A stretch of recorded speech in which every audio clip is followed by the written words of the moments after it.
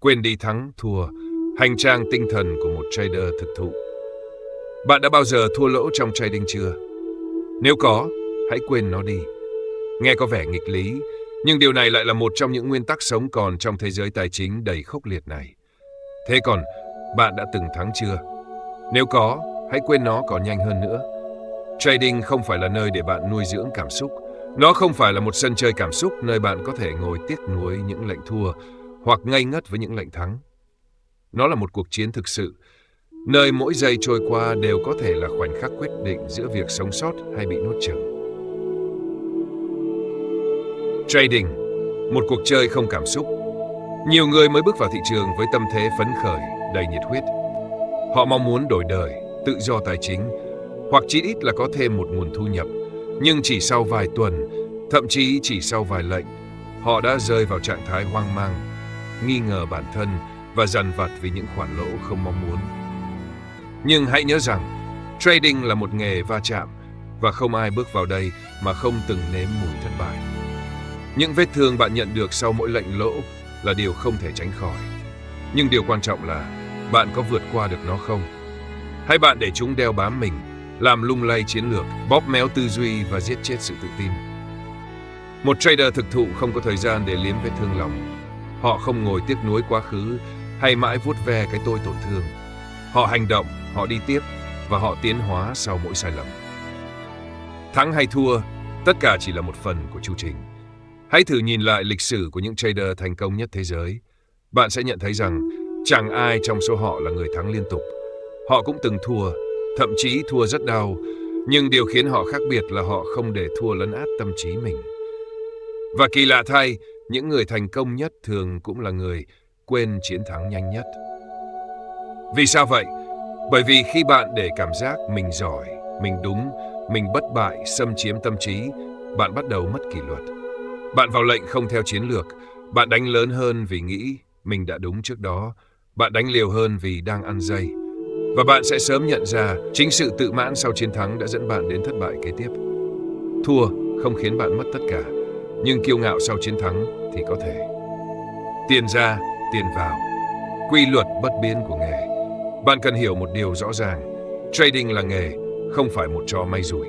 Và như bất kỳ nghề nào, nó có quy luật riêng. Luật chơi của nghề trading là tiền vào, tiền ra, điều bình thường. Nhiệm vụ của bạn, làm sao để tiền vào lớn hơn tiền ra. Hãy hình dung đơn giản thế này. Có người thuê bạn canh giữ tài sản cho họ. Tài khoản trước mặt bạn không phải của bạn, mà là của người khác giao phó. Công việc của bạn là giao dịch theo chiến lược đã định, giữ cho dòng tiền vào nhiều hơn dòng tiền ra. Vậy thì bạn sẽ giao dịch như thế nào? Bạn sẽ cẩn trọng hơn. Bạn sẽ kỷ luật hơn. Bạn sẽ không để cảm xúc xen vào. Bạn sẽ không chơi trò tất tay. Bạn sẽ không vì thua mà hoảng loạn, không vì thắng mà tự tin thái quá. Chỉ cần bạn thật sự xem tài khoản đó không phải của mình, mà là của người khác gửi gắm, bạn sẽ tự nhiên nghiêm túc và chuyên nghiệp hơn. Và điều kỳ diệu là, khi bạn trading như một người được thuê, bạn lại trade tốt hơn chính mình khi giao dịch với tiền của bản thân. Vì sao cảm xúc là kẻ thù số 1? Trong trading, điều nguy hiểm nhất không phải là thị trường, mà chính là cảm xúc của bạn. Khi bạn thua, cảm xúc trỗi dậy, lo lắng, tiếc nuối, tức giận, hoảng loạn. Bạn muốn gỡ lại, bạn muốn lấy lại cái đã mất. Và thế là bạn vào lệnh liều lĩnh, thiếu suy nghĩ, sai chiến lược. Kết quả, thua tiếp. Khi bạn thắng, cảm xúc cũng trỗi dậy, phấn khích, tự mãn, tin rằng mình giỏi hơn thị trường. Bạn nâng khối lượng, bỏ qua nguyên tắc. Kết quả cũng thua. Thua vì cảm xúc khi thua vì cảm xúc khi thắng. Cả hai đều nguy hiểm như nhau. Trader thành công không phải là người không có cảm xúc, mà là người biết nhìn thấy cảm xúc, chấp nhận nó, nhưng không để nó điều khiển hành động. Làm sao để giữ cái đầu lạnh? Điều đầu tiên là phải có kế hoạch. Một kế hoạch rõ ràng, chi tiết và hợp lý, bao gồm điểm vào, điểm ra, mức dừng lỗ, chốt lời, tỷ lệ risk-reward, khối lượng lệnh. Sau đó, bám sát kế hoạch. Dù thắng hay thua, bạn không được phá vỡ chiến lược. Chiến thắng không được quyền khiến bạn thay đổi hệ thống. Thua lỗ cũng không được phép khiến bạn nghi ngờ phương pháp. Tiếp theo, hãy học cách chấp nhận thua lỗ như một phần tất yếu của nghề. Thua lỗ là học phí.